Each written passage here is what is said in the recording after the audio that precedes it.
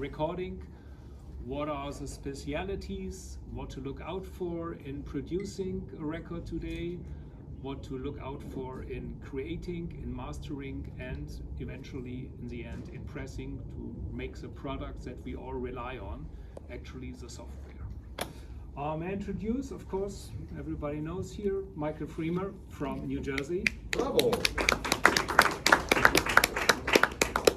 And Jerome Zabak from Brooklyn and France. Michael's profession everybody knows.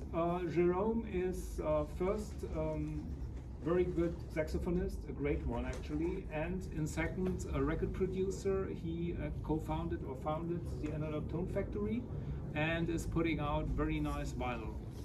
And yeah, let's go ahead, guys. Okay, let's go ahead and talk about vinyl. So I just came back from a sustainable vinyl panel on the other side here by the press, the expert thing. And we talked about the difficulties in vinyl production and the costs involved, and it was a very interesting discussion, and it'll be streaming as soon as they finish the editing. And I really suggest if you care at all about the future sustainability of vinyl records and manufacturing, you watch that panel discussion, because it was really interesting, and even though I was moderating it and I knew everybody there, I learned a lot from it, so it'd be really, really good. So Jerome, we've known each other for a couple of years. Something like that. And at this point in time, we're both involved in record production, which I'll get to my part later. So you're a musician foremost, and then you decided to get involved in being a record producer and manufacturer. Yes. And how has that worked out for you? It's worked out well so far. I came at it from the angle of being a musician. I'm a saxophone player. I care about sound. So for years, I was trying to make the best records I could. This was back in the CD days, which were kind of now not really doing that much, but I always recorded the tape and I always cared about getting the best sound possible. That led me to press my first vinyl about 10 years ago, which was The Turn, which Michael reviewed, and that kind of helped put me on the map, so to speak, with vinyl. But let's step back a minute, because you jumped like 5 steps ahead. Okay. So you record to tape. Yes. Because you like that format, and the music that you grew up listening to, the jazz music that's embedded in your brain, was recorded on tape, a lot of it, and the Blue Notes and all these other prestige, the labels. Yes. So that's So the first step. tape sounds, like all the old records, 50s, 60s, were made to tape. But that's not the only reason I record to tape. Like, the main reason I record to tape is that I believe it sounds better. And I believe that if you press an, particularly an old analog record from the tape, that's the best sound quality that I feel I'm able to be involved with. So that's the main reason. But getting tape was not the easiest thing. How difficult was it for you to find good tape? Because I hear from people say, I want to record the tape, and I got tape, and we started recording, and about 20 minutes in or halfway through the project, the tape just became unusable, and I gave up on it. What did you find? It's tricky. There's 2 modern manufacturers of tape. Well, actually, there's 3 or 4 now, but there's 2 main ones. There's RTM, which is based in France, and ATR, which is based in Pennsylvania. They're both very good, but they also sometimes both have issues. So you gotta quality control, try to make sure you get a good batch, and then you gotta be able to troubleshoot if you get a bad batch. So yeah, it's not for the faint of heart, but it can be done, and at least there's these 2 manufacturers that you can get tape from. And we could say being a jazz saxophonist is not for the faint of heart. Neither is that. Yes. That's my world. All right, so, and then you have to decide where you're going to record. Yes. So where do you record? Well, there's 2 studios in New York that I like a lot. It's Sierra Sound and Power Station. The last few records we've done are at Power Station in Studio C. James Farber, who's a great engineer, did them. They're live to 2-track, meaning the mix is done live to the tape. And one thing that's really important, or at least that I find is really important, is everybody's playing in the same room. So we're not playing in booth where you hear each other through headphones. Everybody's really playing like in the old days in the room, and to me that makes for the better music, and it also happens to make for the better sound, in my opinion. And you get a great engineer in James Farber, and you get a great space, and that was kind of lucky because that studio was going to close until the Berklee College of Music bought it. Yes, and they had the good sense to keep it operating as a professional studio. And I'm sure some of that money comes from grants and government money that we hope continues to flow in our country. But I'm not gonna, no politics. All right, so then you get the tape, you get the recording, you have this great recording on tape, and then you have to produce a record out of it. Now, and you didn't do that before until you first did one. Yep. What was your next step? Well, next step was figure out who to master the record with. And a lot of that has to do with the quality of their chain. Like, if you play the tape back on tape recorder A or tape recorder B, it's gonna sound different. If you align the tape not perfectly, it's gonna sound different. So you want somebody who's really experienced, and you want somebody who has really good gear and really good ears. So I was fortunate enough, and I've been fortunate enough to work with Bernie Grunman, who's like one of the great mastering engineers of all time. Like, he did countless jazz records, audiophile records, but he also did Prince and Michael Jackson, Thriller. He's just a great engineer all around. So with my records, one thing that's a little bit particular over there is basically there's no EQ. Like, he just run the tape straight from what we did to the cutter head. And because there's no EQ, one cool thing we're able to do over there is we bypass the mastering board, because you only need the mastering board if you're gonna EQ. If you're just gonna do levels and a flat transfer, you can bypass that step and it sounds even better. So that's what we did for the 3 records that are currently out, which are No Filter, Vintage, and Heart, which is over there. They're over there on vinyl and tape also. We do tape copies, if, for those of you who run that. And the next record that's coming out, that's a record by Chris Cheek, with Bill Frisell on guitar, Tony Sher on bass, and Rudy Royston on drums. And that's coming out in 2 weeks, and that's called Keepers of the Eastern Door. And you also chose to mix the sound, to have the sound produced in an old school left, right, center format. You should talk about that, because it disturbed some of the listeners. Yes. So, when you're making a record, like, you have a fundamental choice with panning. Panning is where you're gonna send stuff. So on a modern mixing board, there's all sorts of options, and a lot of times that's how you end up with stereo drums and stereo piano.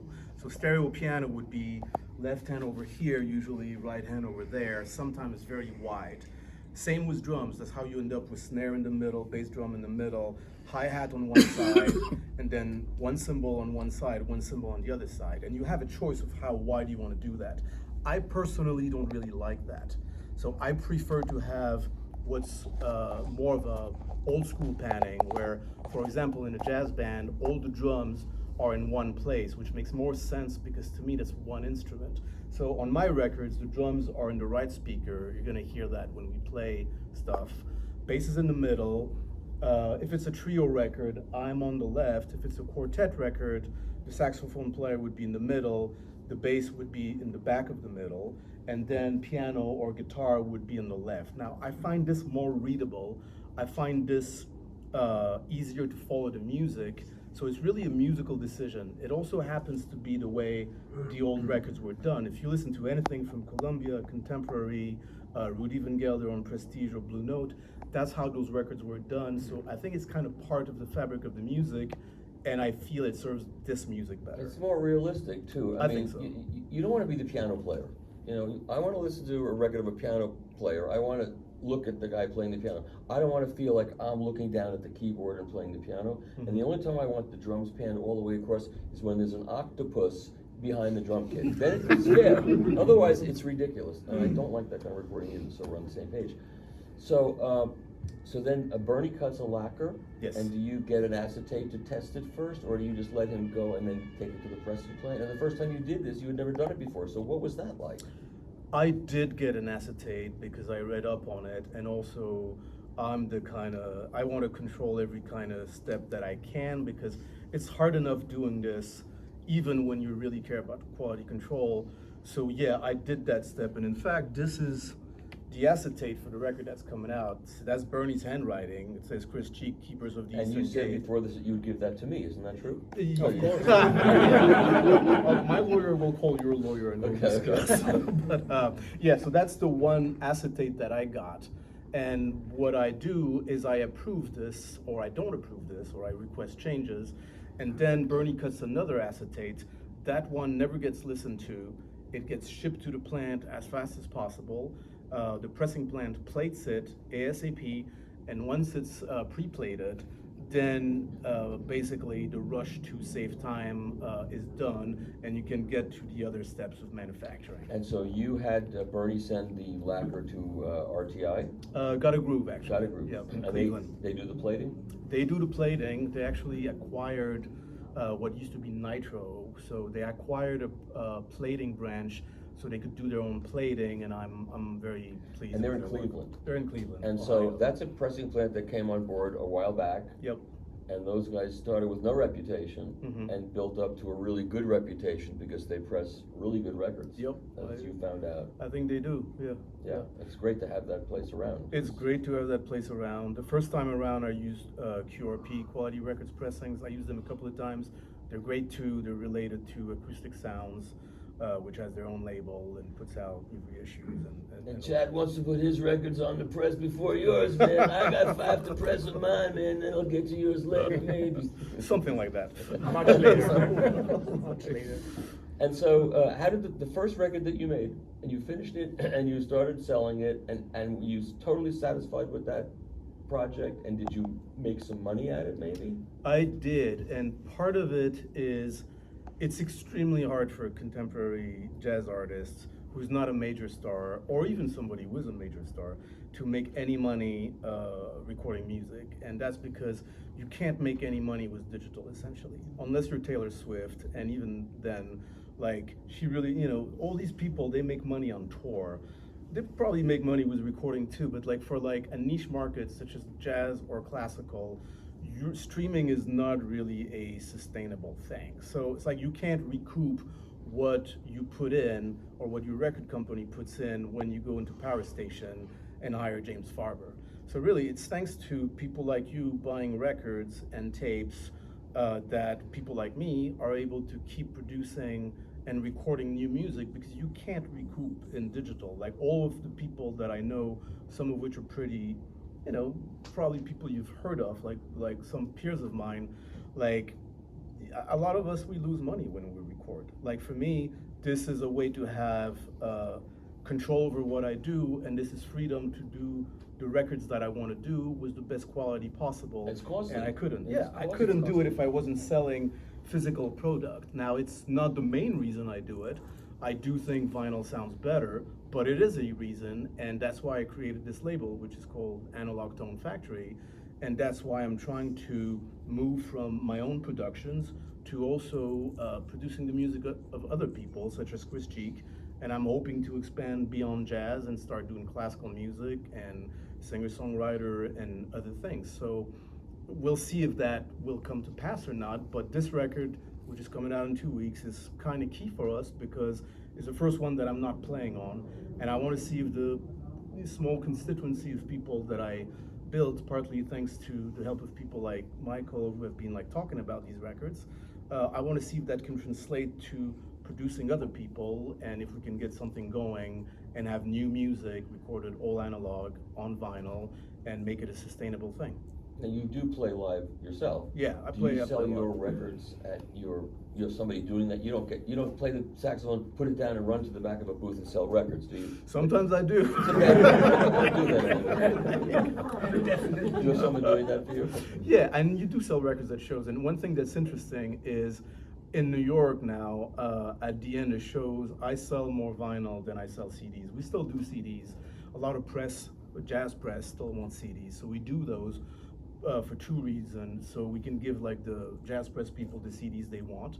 And also so we can take CDs on tour. They're small, they're light, it's harder to carry vinyl around. So I'll usually have a box when I go to Europe, but I can't really take 100 LPs with me. I can take 25 and hopefully I sell them, but that's kind of that. And the most annoying thing is the mainstream jazz press and all the mainstream press, they don't talk about sound quality, they don't care about sound quality, and they don't own systems that are worthy of any discussion of the subject. And it's very annoying because when you buy music on a record or a CD, you're buying a product.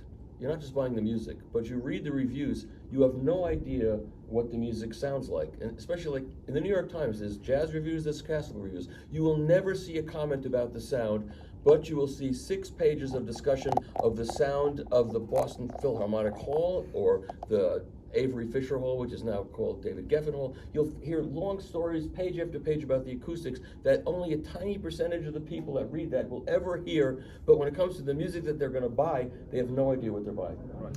It's annoying.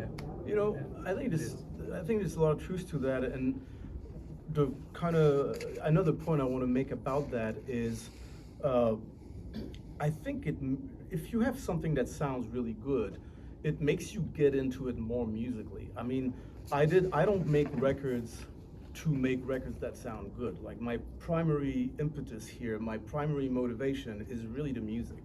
Like, the technique and the audiophile aspect of it, that comes second. Like, I was making records long before I made any vinyl or sold any vinyl. So you don't make audiophile records. Audiophile records are records that sound great, performed by mediocre musicians, and that's not what you do. That's definitely not what I aim for. And I've made a lot of enemies by saying that, but that's okay. So it's got to be music first, you know, and then you try to make it sound as good as you can. But to come back to your point, if you get something that sounds good, you'll appreciate the music more. Like, so much of the music we have now is so compressed and is so done to kind of sometimes sound good on little earbuds, but they don't sound that great on big systems.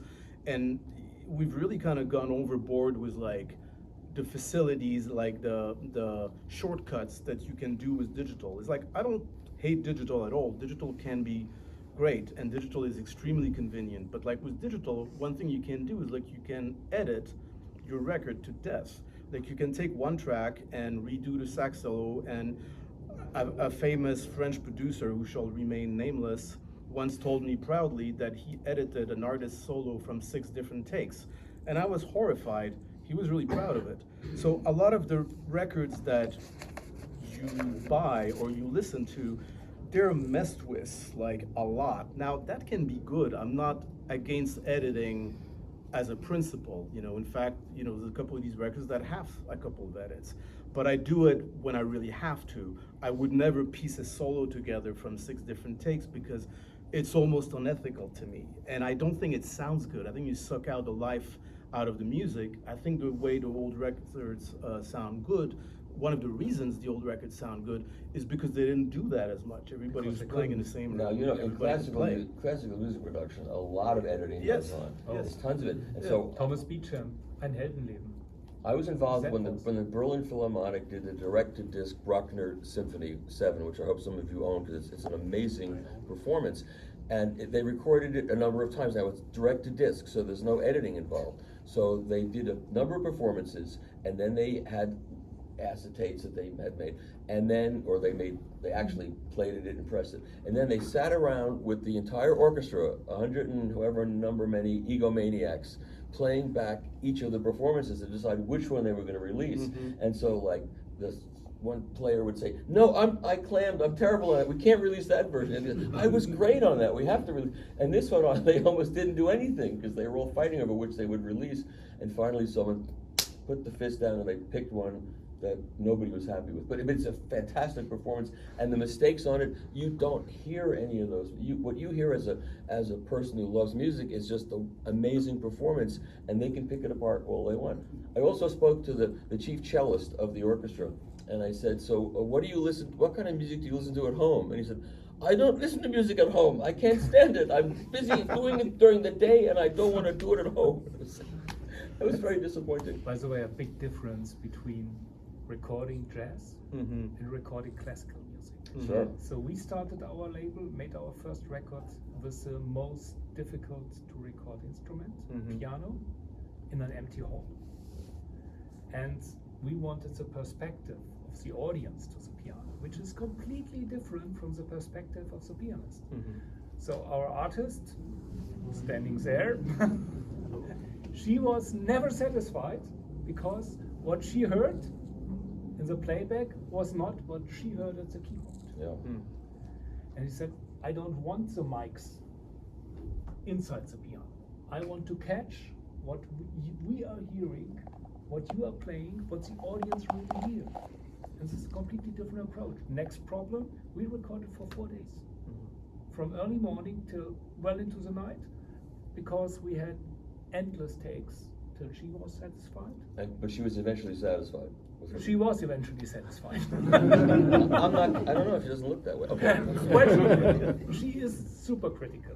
Yeah. With herself more than with anything else, and she's also very critical with everybody else. That's for the first. But for instance, completely different situation what you described just with an American recording, and where you have to sand the plates and have them pressed. We went to Augsburg, so we recorded in an old brewery hall, 40 minutes west from here at Lake Ammersee, which is a very direct hall for about 100 audience. And then we went with the tapes to Augsburg, another 40 minutes from there, 40 minutes from here, so a triangle with Munich actually, and there we have duophonic. They have very nice, very well serviced and modified by Dave Wilson VMS 70 Neumann cutting lace. Cutting there, he said, no editing, straight into the machine. Then they have 10 minutes by bicycle, because they actually go by bicycles there. They have plating and pressing plant. So who pressed the record? Duophonic. Oh, I don't know that. They are in Augsburg, and the Small- nice thing. Small press? Yeah, absolutely. They do everything. The very nice thing there was, said, what can we do with a vinyl? And he said, well, actually everything. What you want? He said, I want give it space on the cutting lace, and what vinyl options do we have? And then eventually we arrived at something which is rather rare. We all know Clarity from what Acoustic Sounds did in the reissues. There's another option. This is not Clarity vinyl. This is You press it on the Clarity vinyl. yeah. This is not. That's not Clarity No, vinyl? it's not. Looks like it. Yeah, almost. But you see, it's a different. It's not this whitish, silverish. This is pure virgin vinyl without any No additives. coloration, yeah. No Yeah. coloration, no, and also no method to make it further translucent. So no discoloration either. So you put that on a demagnetizer, like Furotech or Op or whatever, no effect, zero. You know, one thing we didn't talk about in the production of your first record was the jacket art and the jacket production, Yep. which is a big part Yep. of this process, and it's almost more expensive than actually pressing a record. Well, So what you was know, that it about? can be like, you know, I opted to have good quality jackets, but I didn't go for what's called the tip-on jackets, which is like the more old school way of doing it, where it kind of there's a flap that kind of Like goes this, over. like this, Yeah. which I'll talk about a little bit Yep, later, yep. when I get my turn. I mean, very quiet so far, which is not right. That's a tip-on jacket. Yeah, and this is not a tip-on jacket, but for me, like, you know, I hired, we use photography, and it's always kind of like this kind of thing that, like older records have the same look, so this is the new one. This is actually a tape because the record is shipping to me in America. I don't have it yet. If you remember, when you put your first record out, I said, did you make a mistake here? And Yeah, black you it didn't out?" like that. I didn't understand it. I still don't, but that's okay. So, I mean, you know, one thing I like is, I think if I'm gonna start a record label, there should be like a common look to everything, and that's kind of like what Yes. Blue Note did. That's what ECM does. That's what a lot of records label do. So, for better or for worse, this is what we do. I didn't say worse. Okay, so that was, how hard was it for you to, because you're not a visual artist. No, I hired people. Yeah, and then they would bring samples to you, but you Yeah. made the final decision. Yeah, hire a photographer, hire a graphic designer, And then make decisions. who produced the jackets for you? Well, it depends. The first jackets of the two records that were pressed at QRP, I used Stoughton Printing, which is a very famous printing outfit that Yeah. a lot of audiophile labels use. Yeah. They did the two first ones. When I moved to Gotta Groove, they have an in-house printer, so I went with that, also for simplicity, because it's easier to deal with like one person that does everything Yeah. and can handle the deadlines and all that. So they've done the last couple of ones, and so far I think I'm gonna keep pressing with them. So I think I'm gonna keep doing the printing with them as well. Okay, so now I'll take 2 minutes and talk about my adventures in this, okay? So a couple of years ago, I put out a record by a young pianist named Kalen Cardello that some of you may have bought, and he was pretty much unknown to most people. And I heard him play live at an event, and I said to my friend, it should have been recorded because he was fantastic. And my friend said, it is recorded. It was him playing with Rufus Reid, a very famous bass player, and they had never played before, ever before this performance. And it was just a magical thing that was recorded. And I went up to Rufus Reid and I said, if this came out sounding good, can I put it out on vinyl? And he said, if you pay me, you can do that. And so I did that. And and Kalen was thrilled. We gave him 500 CDs that he could sell at his shows. And then we mastered it, and the engineer who recorded it is a very, very good engineer, and he mixed it. And then I sent the mix to Joe Harley, the tone poet for Blue Note, and I said, Joe, what would you do to change this, if at all? And he made some suggestions about, we had the left hand, right hand, where we were able to actually put the left hand a little bit further back in space. Because if you were sitting there, the right hand was closer to where you were, and you heard more from the treble anyway. And then when I was finished with it, and we were ready to send it to be mastered, I said, I'm going to send it to Bob Ludwig, the famous Bob Ludwig, just because he's retiring, and I'll send him as a present, I'll send him the files, which I did. And the next day, Bob got back to me and said, I want to master this for you because I want my name on this record because I think this young man is going to be really well known soon. And so I said to my partner, all right, we didn't do this for the money. We both said, if we lose money on this, we're okay. We just want to do this. And whatever Bob's going to cost, we'll pay it. So Bob sent back his version of the files because it was a digital recording, which I took a lot of heat from my fans for. You put out a digital recording, you hypocrite. That's how it was recorded. And I don't know what Bob did to it, but like a great chef, when you go to a restaurant and they do certain things with the spices, you don't taste the spices, but you taste the final thing. What he gave back to us was amazing. And then it was cut on Doug Sax's lathe, and the final result was wonderful. And we pressed 2,000 copies and we sold them all out around the world, which is incredible. So I'm working on his next record. And then I did the vinyl version of Patrick Leonard's record. So all of a sudden I become a record producer. And that was fun too. And Patrick Leonard produced Amused to Death for Roger Waters and did all of Madonna's early work.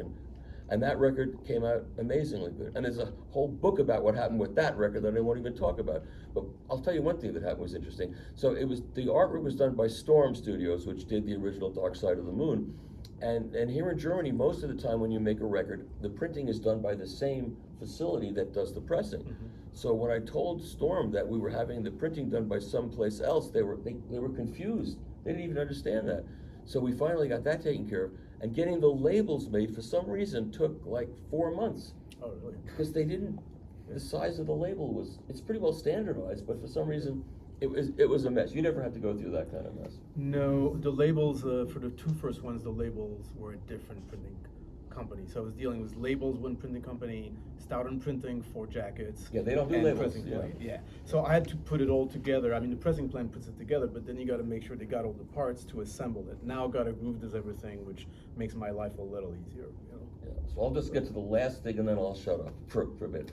So most recently, I got involved with a label called Strata East, which some of you may know. This was a jazz label that was very active in the early 70s, started by Charles Tolliver, the trumpet player, and Stanley Cowell, who he's passed away. He was a pianist, very good pianist.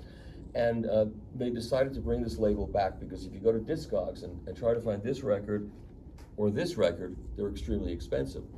And they were not quite sure how to produce these in the all analog domain and how to get it to you people, to get it to the audience that would probably most appreciate an all analog cut. And so I'm being paid to do this, and I'm being right up front about it, and I'm happy to be paid for it because I like to live.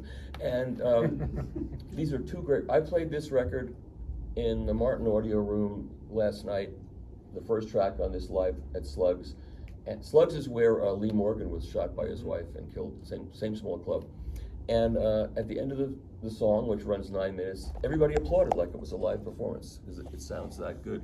And so I'm not sure how this is being distributed in Europe, but if you're a jazz person, this is a really. Do you know this record at all? I don't know this record. It's I'll awesome check it record. out. Yeah. And then Stanley Cowell. This is his solo record, and he's passed away. And I suspect that he's a kindred soul with Keith Jarrett, I would say. And this is a fantastic solo record also. If you look for this on Discogs, it's like $400. Because it was available for a very short period of time, and then the label went out of business, and Charles kind of retired. But now they're back, and I'm not sure how it's being distributed here, but this is a beautifully recorded record, and also wonderful solo performances. So Michael, that's my story. Do you know if they're doing Glass Beat games, Clifford Jordan? I don't know. I think digitally, almost all of it's streaming now. You can stream almost all of it. Yeah, no, it's a great record. So it's kind of like, that's one record that, you know, as a fan, I'd like to. If I could get a good copy of it, that would make me very happy. Yeah, I think what they're doing is all the ones where there are good tapes, they're going to do on vinyl. But the ones that either are bad tapes or no tape, they're not going to do, obviously. But the whole catalog is going to come out, and they're very excited by that. That's great.